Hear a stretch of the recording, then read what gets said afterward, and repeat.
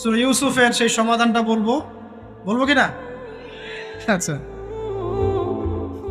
সূরা ইউসুফটা ইনশাআল্লাহ আমি আরেকদিন পুরো সূরাটা সংক্ষিপ্ত করে আলোচনা করব ইনশাআল্লাহ, যদি একটা লেকচারে সম্ভব হবে বলে মনে হচ্ছে না আমার কাছে, 2টা বা 3টা লেকচারে নিয়ে আসবো ইনশাআল্লাহ। তবে আজকে একটা চিস্ট খালি বলছি, ইউসুফ আলাইহিস সালামের জীবনটা খুবই ট্র্যাজেডিপূর্ণ।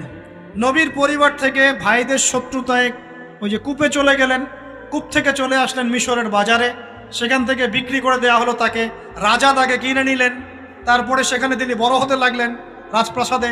তারপরে ওই যে রাজার কি স্ত্রী তাকে জেনার জন্য আহ্বান করেছিল, সেখান থেকে তিনি জেলখানায় চলে গেলেন, আবার জেলখানা থেকে আবার মিশরের খাদ্য মন্ত্রণালয়ের দায়িত্ব পেলেন, তারপরে তিনি মিশরের শাসকের দায়িত্ব পেয়ে গেছেন, তাই তো?